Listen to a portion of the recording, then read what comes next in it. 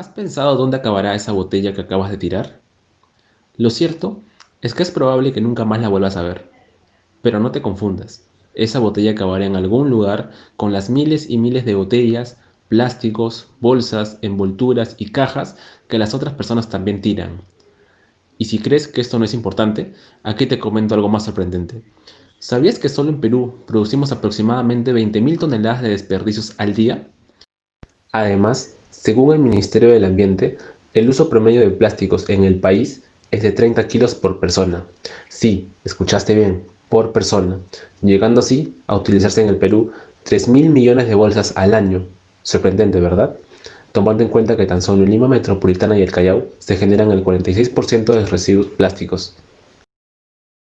Pero cambiemos de tema, hablemos de algo más cercano, algo que sí conoces y debes haber escuchado a lo largo de toda tu vida, las consecuencias de todo esto que llamaremos contaminación en sus diversas modalidades. Antes de seguir, es importante dejar algo claro respecto a nuestro modo de vida, y es que cualquier actividad que hagamos, desde la más mínima, como salir a caminar, hasta estar inmerso en un proceso productivo, todas generan residuos, sin excepción. Entonces, si no podemos dejar de producir, ¿cuál es la solución? La solución está en la gestión adecuada que se haga de estos residuos, algo de lo que hoy en día carecemos, de una cultura de reciclaje. Pero, ¿por qué no existe una cultura de reciclaje en Lima? A través de este video responderemos esta pregunta de investigación. Para ello abordaremos conceptos relacionados a la conducta de reciclaje, las teorías psicológicas que explican este comportamiento, así como una investigación basada en un cuestionario preparado por los investigadores, analizando así los resultados y complementándolo con información de un experto y afectado por esta problemática. Así que te invitamos a estar atento y no perderte de nada. Para poder entender mejor el tema, necesitamos entender primero ciertos conceptos. El primer concepto, contaminación. Podemos entender la contaminación como las acciones directas o indirectas de introducción de elementos perjudiciales, ya sean estos de tipo físicos, químicos o biológicos, que afectarán al medio ambiente y a las especies que habitan ahí. Contaminamos de muchas maneras, pero la más común es por el exceso de producción de basura, y de todo tipo, ya sea que hablemos de bolsas de basura, cubiertos, platos descartables, botellas y muchos más. Pero, ¿te has dado cuenta que todos ellos son de plástico? Y sobre esto, podemos decir que el plástico es uno de los materiales con un ciclo de degradación más lento que existe, abarcando así entre 150 a 1000 años, en promedio. Entonces, hablamos de 5 vidas que tendrías que vivir para ver desaparecer la bolsa de plástico que tiraste. Por eso es importante que todo ciudadano tenga una conducta proambiental. Pero, ¿qué es una conducta proambiental? Corral Verdugo en el 2000 la define como un conjunto de acciones intencionales, dirigidas y efectivas que responden a requerimientos sociales e individuales, que resultan en la protección del medio. Para algunos este tipo de comportamiento es un hábito, para otros es una conducta intencional y dirigida, y para otras personas esto resulta ser una conducta que solo es forzada. Ahora definiremos nuestro concepto central. Es probable que muchos de nosotros ya conozcamos la palabra reciclaje. Es más, tal vez en algún momento de nuestra vida hayamos reciclado. Pero es importante definir este término. ¿Qué es realmente reciclar? Reciclar es una de las conductas proambientales más importantes, que implica la separación de residuos. Estos residuos pasan por un proceso mediante el cual se convierten en nuevos productos o en recursos que nos pueden servir para fabricar otros productos. De esta manera, estos elementos se someten a un proceso de transformación ecoambiental para poder ser aprovechados, reduciendo el consumo de materias primas y ayudando a eliminar residuos. Nos has oído decir muchas veces la palabra residuo, pero estamos seguros que también has oído hablar de desechos. ¿Serán lo mismo? En resumen, no lo son, pero no te preocupes, ahora te lo vamos a detallar. Te explicaremos la diferencia entre ambos conceptos y te daremos unos ejemplos para una mejor comprensión. Comencemos con los residuos. Un residuo es todo elemento, objeto o sustancia que pierde utilidad después de haber realizado una serie de trabajos u operaciones con él. Sin embargo, al ser reutilizados o reciclados, estas pueden ser valorizadas nuevamente. Como ejemplo tenemos a las botellas plásticas, hojas de papel, las latas y más. Ahora hablemos de los desechos. Un desecho es cualquier cosa que una vez se haya usado o trabajado con él, ya no sirve a la persona para quien se hizo. En otras palabras, estas deben ser eliminadas. Entre sus ejemplos encontramos al papel higiénico, los pañales, los envases de comida y más. Y nuestro último concepto por definir es el desarrollo sustentable, ya que el reciclaje es una pieza clave para este mismo. Pero antes debemos aclarar que desarrollo sustentable y desarrollo sostenible son lo mismo, solo son diferentes traducciones del idioma inglés. Es decir, el término o la expresión dependerá de la ubicación geográfica en donde te encuentres. En el informe Brundtland definen el desarrollo sustentable como aquel desarrollo que satisface las necesidades de la generación presente, sin comprometer la capacidad de las generaciones futuras para satisfacer sus propias necesidades. En otras palabras, su intención es crear un proceso que permita el desarrollo social, pero de una manera en la que para generaciones venideras deben seguir permaneciendo los recursos naturales y los ecosistemas que garanticen un bienestar y una calidad de vida adecuados. Ahora que ya sabemos las definiciones relacionadas a esta temática, podemos ahondar un poco más en nuestro tema central, el reciclaje. Como lo hemos mencionado anteriormente, el reciclaje es una conducta de separación de residuos y es una de las más estudiadas en la disciplina de la psicología ambiental. Pero, ¿te has preguntado cuál es el motivo por el cual las personas no reciclan? Desde el marco teórico de la psicología ambiental, diversas investigaciones indican que existen variables cognitivas que explican el proceso de adopción de este tipo de comportamientos. Estas variables son la conciencia ecológica, que es toda la información que se tiene sobre agentes causales de daños ecológicos, y la otra variable son todos los conocimientos del reciclado relativos al conocimiento de cómo, qué y para qué reciclar. Otras variables que también pueden explicar la adopción de este tipo de comportamientos son las actitudes y la preocupación ecológica. Con respecto a las actitudes está el involucramiento hacia el reciclado, haciendo referencia al grado de interés que se tiene hacia el reciclaje, mientras que la preocupación ecológica implica sentimientos de intranquilidad acerca del deterioro de la naturaleza. Siguiendo la línea de las actitudes, tenemos dos teorías que nos ayudan a explicar este comportamiento, la de la acción planificada de Axel y Madden y la de la acción razonada de Axel y Fishbein. Ambas teorías explican que algunas actitudes podrían influir en el comportamiento de las personas por medio de la variable intención.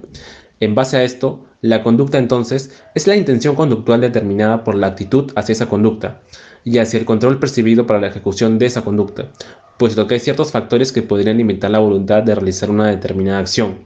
Por tanto, esta teoría ve reciclaje como el proceso de análisis de costes y beneficios que significan para las personas al momento de realizar estos comportamientos. Ello explica el vínculo que tiene la actitud hacia el reciclado y el comportamiento deseado. Otro modelo que puede complementar lo mencionado anteriormente es el modelo del valor, que hace referencia a las normas y las creencias hacia el medio ambiente. Este modelo fue planteado por Stern, Dietz, Abel, Guagnano y Kaloff. El modelo del valor analiza la preocupación que tienen las personas por el medio ambiente a partir de sus creencias sobre las consecuencias que el deterioro medioambiental puede tener para uno mismo, para las demás personas o para la biosfera en general. Se concibe a los valores como aquellos que guían nuestras acciones y nuestras actitudes hacia los objetos y las situaciones. ¿Sabían que existen 3 tipos de conductas para el reciclado? Según Tchaikovsky y otros investigadores, tenemos a los recicladores por obligación moral, que son aquellos que sienten satisfacción por reciclar y piensan que es una obligación moral. También tenemos a los recicladores por interés económico, que están motivados a reciclar con el propósito de ahorrar dinero. Y por último, están los llamados homo economicus, que están dispuestos a pagar por no reciclar, ya que les resulta difícil y molesto.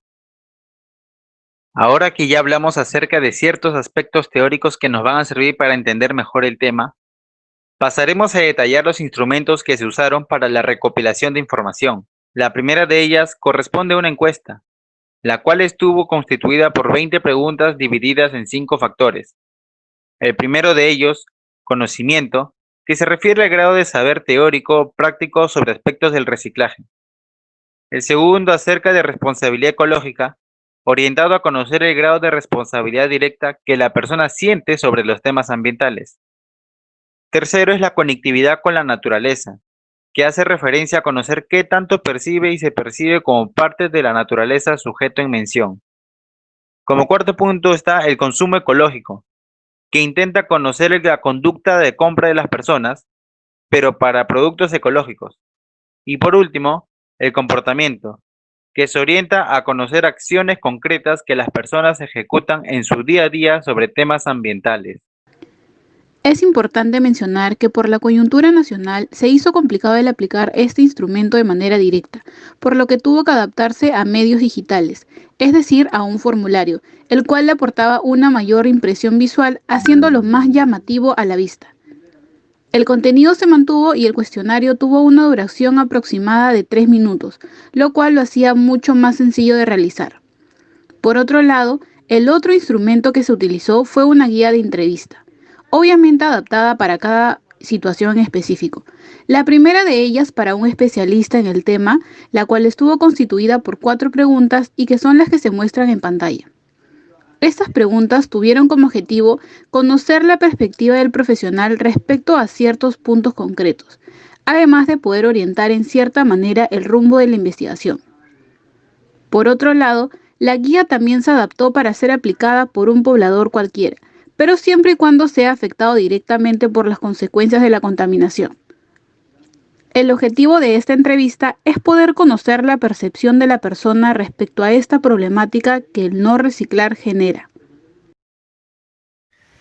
Ahora daremos a conocer nuestros resultados. Nuestra muestra estuvo conformada por 111 personas, de los cuales el 46% fueron varones, mientras que el 54% fueron mujeres. Las edades de nuestros participantes oscilan entre los 18 y 62 años, pero el 74% de ellos tienen una edad entre los 18 y 25 años de edad. El 55% tienen como grado de instrucción el superior universitario incompleto. Además, respecto a los distritos de residencia, fueron los de San Martín de Porres y Chorrillos los de mayor número de participantes, representando cada uno de estos distritos el 14% de toda nuestra muestra. Como ya se había mencionado anteriormente, nuestro cuestionario estuvo dividido en 5 dimensiones. En nuestra primera dimensión de conocimiento, el 45% de nuestros participantes casi siempre reconoce el significado de los contenedores de basura. Asimismo, el 49% de ellos pocas veces informa sobre cómo reciclar y reutilizar productos.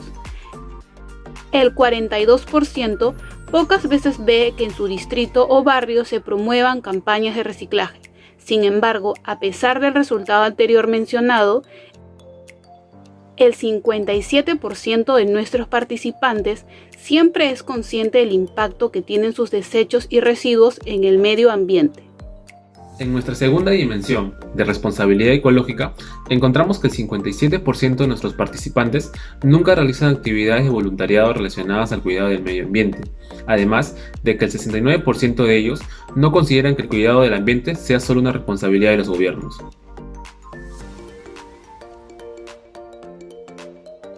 También se encontró que el 40% de los participantes pocas veces consideran que su bienestar personal sea más importante que el bienestar de los demás. Y, con respecto al convencimiento hacia otras personas de poder adoptar comportamientos ecológicos, la mayoría de los participantes, exactamente el 38%, indicó que casi siempre lo hace. Nuestra tercera dimensión relacionada a la conectividad con la naturaleza, encontramos que el 47% de los participantes tiene contacto con la naturaleza pocas veces en su día a día. Sin embargo, el 45% de nuestros participantes casi siempre se siente parte de la naturaleza y el 27% se siente siempre parte de la naturaleza.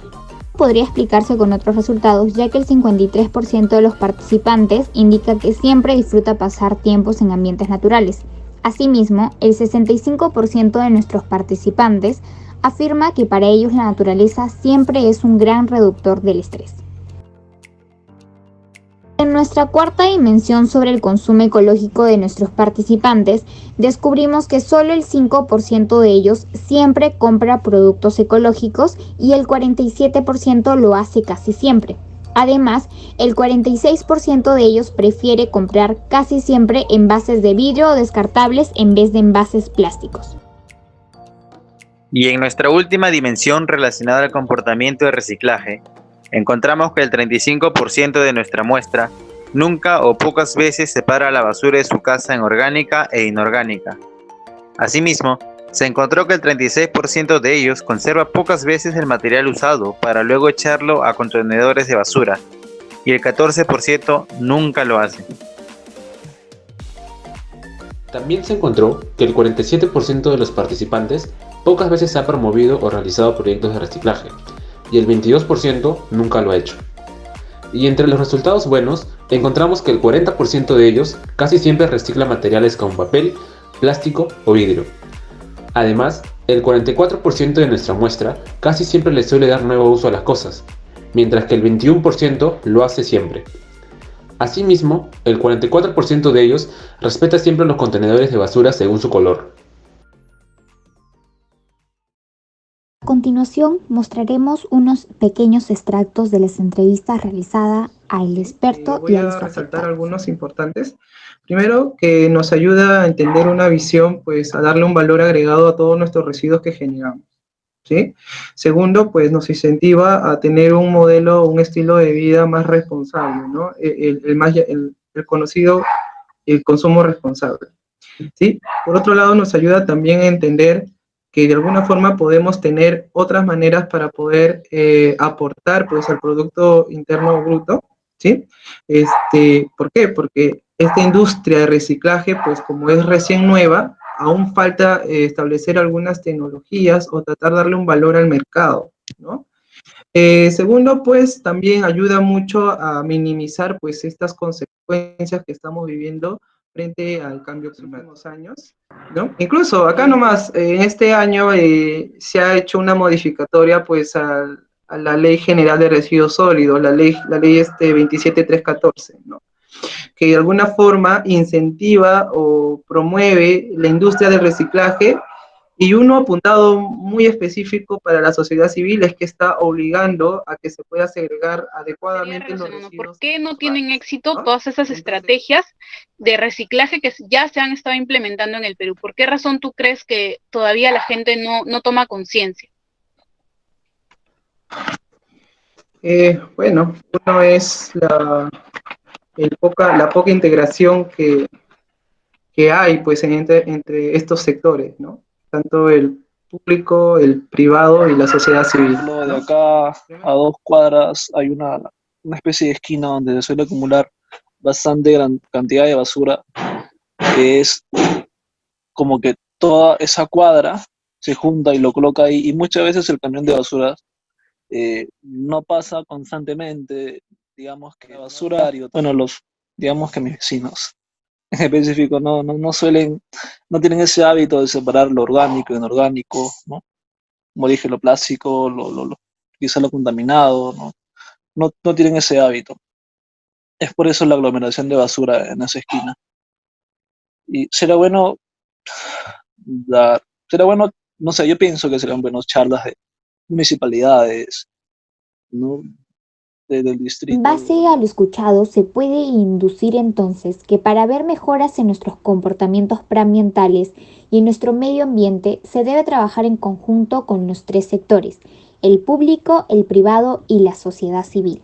De nada sirve que el Ministerio de Ambiente promueva mecanismos, estrategias o programas que incentiven conductas proambientales si los demás sectores no pondrán de su parte también. Todo esfuerzo por parte del Estado será en vano si los otros sectores no cooperan. Si al día de hoy no vemos resultados en términos de mejora sobre nuestra situación ambiental, es porque no hay un involucramiento total por todos los sectores. No basta que el Estado genere leyes que promuevan la industria de reciclaje y que obliguen a la sociedad civil a segregar adecuadamente los residuos en sus hogares. También debe dar las facilidades del caso para que las personas justamente puedan reciclar de la mejor manera. Hay muchos distritos que no dan las facilidades para ello, como es el caso de San Martín de Porres, en el que no se encuentran contenedores de reciclaje con frecuencia. De este modo, es difícil generar así una conducta ambiental. Ahora explicaremos a detalle cada uno de nuestros resultados con la finalidad de responder a nuestra pregunta de investigación. Con respecto a los resultados relacionados al comportamiento en el reciclaje de nuestra muestra, cerca del 30% de personas no suelen demostrar nunca o casi nunca comportamientos proambientales en su vida diaria. Esto se puede explicar si se considera lo dicho por Stern, quien dice que este tipo de comportamientos dependen de 4 variables. La primera variable son los factores actitudinales, que se entiende como la predisposición del individuo para hacer algo. Y esto dependerá del compromiso que la persona pueda haber desarrollado a lo largo de su vida a través de sus experiencias para hacerlo más consciente del ambiente. Entonces, en el ámbito nacional, este aspecto de compromiso es muy limitado, ya que la persona no tiene oportunidad directa ni el interés de poder participar o ser parte de organizaciones ambientales y efectivamente, de acuerdo a nuestros resultados, son muy pocas las personas que se han involucrado o se involucran en voluntariados o proyectos relacionados al cuidado del medio ambiente, como limpieza de playas, parques, reciclaje, entre otros. Este poco involucramiento en el cuidado del ambiente implica también que el peruano no se informe respecto al tema por cuenta propia, ni quiere educarse sobre cómo reciclar, aun cuando son conscientes de que son responsables del cuidado del medio ambiente. Estos resultados que hemos obtenido de nuestra investigación guardan relación con lo que nos dice el Ministerio del Ambiente, el MINAM, que solo se recicla el 1.9% del total de residuos sólidos. La segunda variable son los factores situacionales que relacionan aspectos de la presión social. ¿Qué tanto la sociedad o el círculo más cercano influye en la conducta proambiental? En nuestros resultados se encontró que es casi inexistente esta presión, o simplemente son una minoría la que ejerce esta presión, ya que de acuerdo a lo encontrado, son muy pocas las personas que intentan convencer a otros de adoptar comportamientos proambientales. En conclusión, el factor situacional no tiene mayor relevancia. La tercera variable son los factores individuales, y uno de ellos es la demografía. Sabemos que solo en Lima y Callao se concentran más del 30% de la población total, lo que lleva a generar conglomeraciones de personas, las que para Durán y Metzger podrían llevar a enormes cantidades de desechos y a la convivencia casi diaria con estos, lo cual puede llevar a que lo consideren como algo normal y en última instancia a la aceptación de los mismos. Y nuestra última variable son los hábitos, que hacen referencia a la parte cognitiva, ideas, pensamientos, creencias que se activan de manera automática en ciertas situaciones. Tomaremos como explicación a la conducta ecológica responsable, que agrupa ciertos tipos de actividades relativas al ahorro de recursos, el consumo, reciclaje de productos y a la reducción de residuos. Con respecto a nuestra dimensión consumo ecológico, siendo un tipo de actividad mencionada, menos de la mitad de los participantes compra y prefiere productos ecológicos, es decir, aquellos que no contaminen el medio ambiente.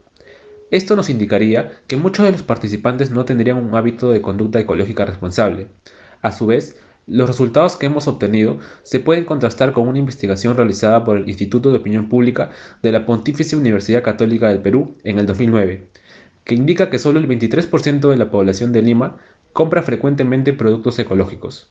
Es por ello que en cuanto a la conducta proambiental, Asís Blas y Juan Aragonés recomiendan aplicar estrategias consecuentes a la conducta y no antecedentes. Una estrategia antecedente implica el uso de estímulos instigadores, modelado y la educación ambiental en general, pero no son muy eficaces, lo que pone de manifiesto el escaso valor que tienen los programas de educación que buscan conseguir el compromiso de conductas de reciclaje. Es por ello que en nuestra investigación recabamos que sí tienen conocimiento sobre el impacto que puede tener sus comportamientos hacia el medio ambiente, pero no por ello se involucran o se comprometen con tener comportamientos proambientales. Curiosamente, este es el sistema preferido por muchos para conseguir cambios de conducta proambientales. En lugar de esta estrategia, Blas y Aragonés proponen las consecuentes a la conducta, que implican la retroalimentación, refuerzo positivo y negativo en el castigo. Es mucho más eficaz que el de antecedentes a la conducta, pero su coste obviamente de implementación es mucho mayor. Añadiendo lo mencionado anteriormente, las personas indicaron que no pasan su día a día cerca de la naturaleza, y eso pueda deberse a que el 100% de los participantes son de la ciudad de Lima, y sabemos que nuestra capital se caracteriza por ser gris y caótica. Sin embargo, la mayoría de las personas se sienten parte de la naturaleza. Es por eso que disfrutan de pasar tiempo en ella, ya que también la consideran como un reductor de estrés. Esto podría explicar la conexión que tienen con esta misma, que para Meyer y Franz es la conexión emocional que se establece el sujeto con el medio natural. Sin embargo, los resultados obtenidos de los 111 participantes son contradictorios con los hallazgos de Duchar en 2007, donde menciona que la conectividad con la naturaleza tiene una capacidad predictiva mayor frente a los comportamientos proambientales que a otras variables sociodemográficas. Inclusive, estos resultados los podemos relacionar con el ecocentrismo, siendo lo contrario del antropocentrismo, donde nos dice que este implica una preocupación por la conservación del medio, como hemos notado en los resultados. Asimismo, este ecocentrismo puede estar o no relacionado con comportamientos ecológicos que, como hemos visto en nuestra muestra, no lo está.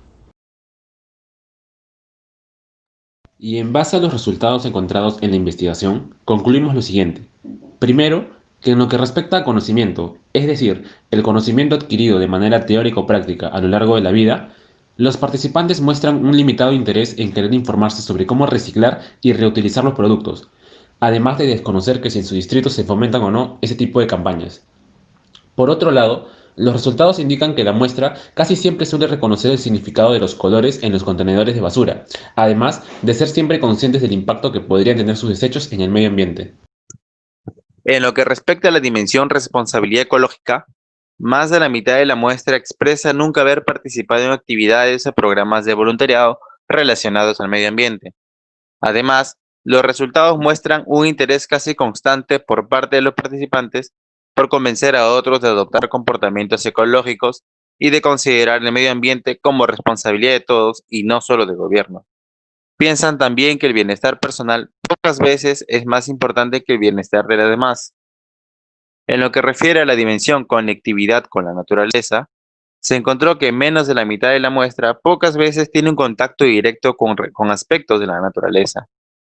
Pero a pesar de eso, casi siempre se consideran como parte de la misma. Por otro lado, más de la mitad de la muestra manifiesta siempre disfrutar pasar el tiempo en los ambientes naturales, además de pensar que contribuyen a reducir su estrés personal.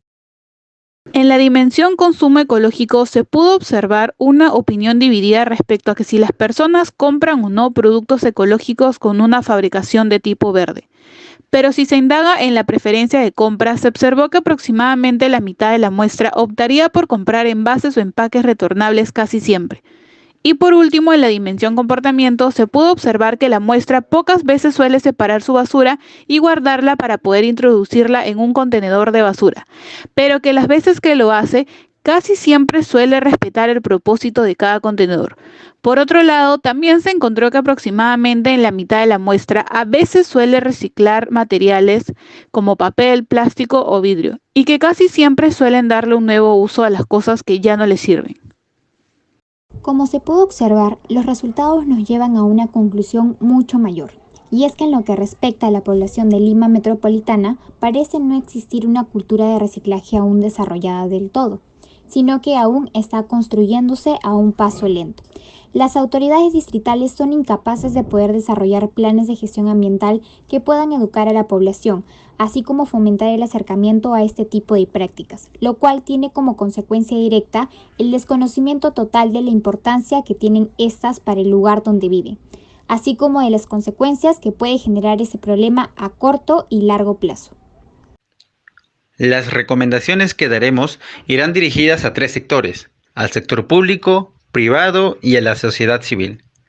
Las recomendaciones que damos al sector público es que no solo implementen la educación ambiental y a instigar a tener comportamientos proambientales, que no han resultado muy eficaces, sino que en base a los estudios realizados por Blas y Arangonés, se le recomienda sumar también las retroalimentaciones a las conductas proambientales y trabajar también en los refuerzos positivos y negativos en el castigo. Otra recomendación es que se instalen más puntos de reciclaje o contenedores de basura, No deben estar muy distanciados, sino que debe haber una distancia y tiempo prudente entre uno y otro, pues Meeker en 1997 identificó que la conducta de tirar la basura al suelo depende de la distancia de los contenedores. Ahora daremos algunas recomendaciones al sector privado. Para poder reducir los residuos desde la industria, se debe mejorar la calidad de los productos, pues ello les dará un mayor tiempo de vida, una mayor duración y por tanto se generarán menos desechos en el tiempo. También se les recomienda reducir, en la medida de lo posible, el empaquetado innecesario de los productos de consumo. Como claro ejemplo tenemos a las frutas que venden algunos supermercados. En otras palabras, el sector privado debería optar por el modelo de economía circular. Esta se propone como una alternativa más viable, pues pretende conseguir que los productos y recursos en general mantengan su utilidad y valor en todo momento, o lo que es lo mismo, residuo cero.